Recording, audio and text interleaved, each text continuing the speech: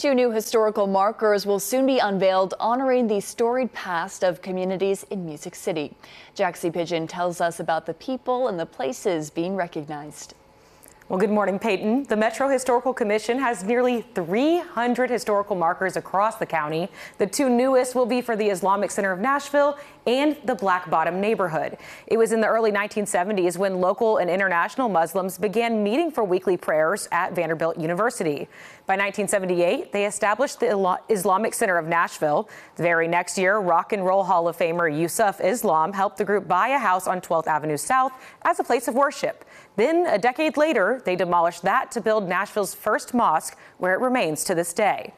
As for the Black Bottom neighborhood, it was named for the mud that came from frequent floods that darkened the streets. It was home to a diverse mix of poor and working class African American and immigrant communities throughout the 19th and early 20th centuries, and was often portrayed as an area of vice with brothels, gambling dens, and saloons.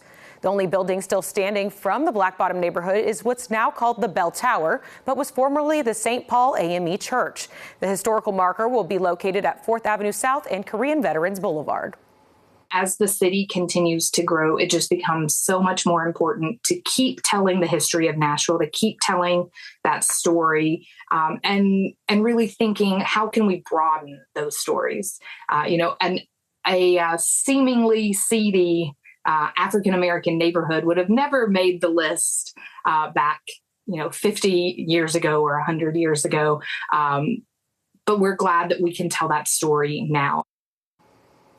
And Fitzpatrick says it could take up to a year for these two markers to come in, but tells us they will be ready to celebrate as soon as they arrive.